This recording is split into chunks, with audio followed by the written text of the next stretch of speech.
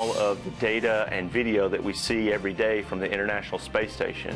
In addition, TDRS supports all of the data from the Hubble Space Telescope and all of our low Earth orbit NASA science missions.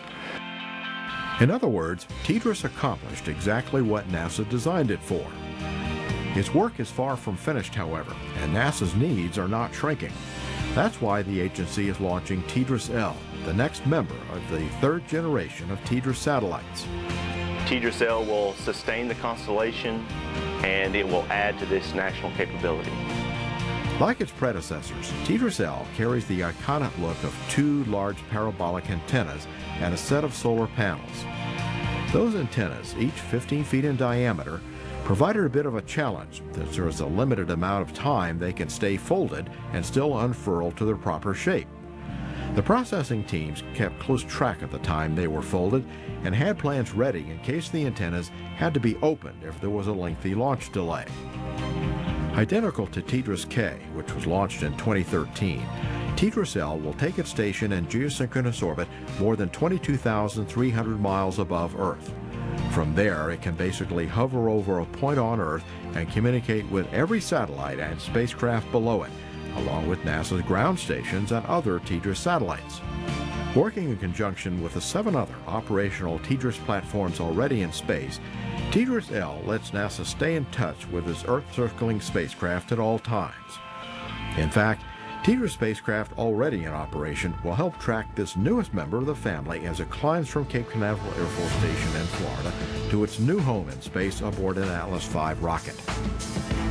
If you only had antennas in Africa, the middle of the Indian Ocean, and Australia, you generally are faced with certain coverage gaps. But looking down from the geostationary orbit of the TDRS constellation, you're able to seamlessly cover the entire period of a launch vehicle trajectory. The United Launch Alliance Atlas V rocket that will power the 7,600-pound TDRS-L off the launch pad to its orbit location arrived at Cape Canaveral in October to begin a couple of months of processing. Luckily, TDRS-L has been a very smooth flow. TDRS-K, which also was a smooth flow, but it was kind of the first time we had launched in about 10 years, a TDRS satellite. And it was now launching on a new vehicle that launched on a former Atlas. Now it's launching on an Atlas V. So we were able to apply a lot of the lessons learned that we went through the TDRS-K flow into TDRS-L. The Atlas V, which includes the venerable Centaur upper stage, is relatively new to NASA's launch catalog, but has taken on the mantle of NASA's workhorse booster. In recent years, it sent probes to Jupiter, Mars, and the Moon. Although it's reliable and has been very successful, we don't change the way we go into a launch campaign or into a mission. We have very strict requirements. So although we know it's very reliable and very successful, we don't diminish our involvement in any way, shape, or form. We're always give it the same level of rigor that we would do for any mission, whether it was the first or the 50th. While the Atlas V is a newer booster, the Centaur is celebrating its 50th year in service. Developed at NASA's Glenn Research Center in Ohio, the Centaur was the first to use liquid hydrogen for fuel in a mix with liquid oxygen. Its success paved the way for later hydrogen-fueled engines, including those on the second and third stages of the Saturn V rocket and the Space Shuttle main engines. Launch day is January 23rd for the TDRS-L. For the launch team and those who build and process the spacecraft, it will be a testing time, which is normal for every launch day, no matter the mission. So the last, 4 minutes when you're going to terminal count, it's just one after another. You don't have a whole lot of time. You don't have time to stop and start doing things, and troubleshooting. It's very intense. I've been tremendously lucky to have a highly capable team. The United Launch Alliance and the Launch Services Program team is just exemplary. I couldn't ask for anything better. And in that regard, I like to make sure that the team as a whole is focused on launch day, that we're ready for the countdown, that we've done all the steps necessary leading up to launch day that will ensure a flawless execution and mission success.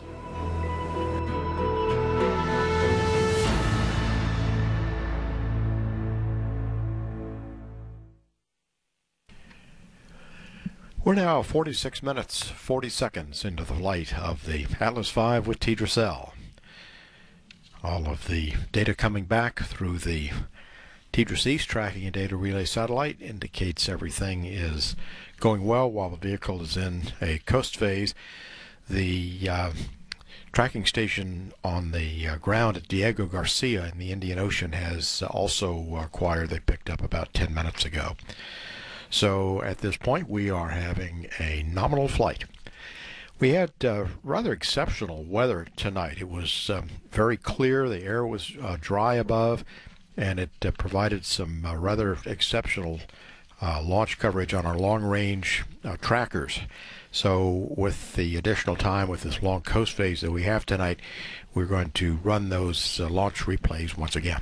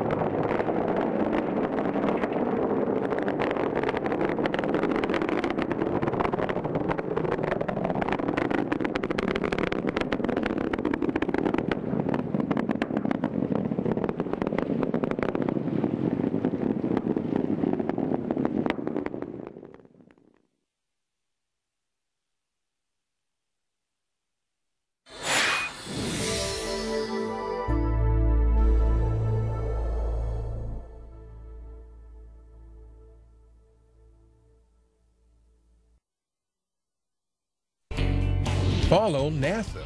With NASA.gov, you can follow, share, and be a part of the conversation on popular social media sites. Join us on Facebook, Twitter, YouTube, Google+, Instagram, iTunes, Flickr, and Ustream. Go to www.nasa.gov and connect.